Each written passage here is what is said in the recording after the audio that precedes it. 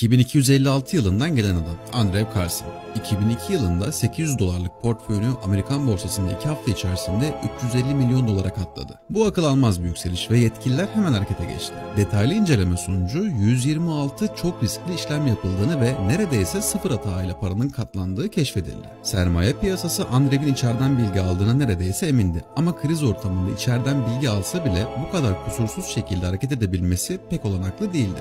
Yine de Andrew tutuklandı. İşler tam da bu noktadan sonra ilginçleşiyor. Andrew sorgusunda 2256 yılından gelen bir zaman yolcusu olduğunu ve fark edilmemek için ara ara bilerek kasıtlı şekilde hatalı işlemler yaptığını söyledi. Günümüz sorunlarına çözümlerinin olduğunu da aktardı. Tabi yetkililer inanmadılar ve Andrew'in içeriden bilgi aldığını eminlerdi. Olayın en ilginç tarafı ise Andrew Carson diye birinin Aralık 2002 yılından önce kayıtlarda olmadığının yetkililer tarafından iddia edilmiş olmasıydı. Bu olay günümüzde gizemini hala korumakta.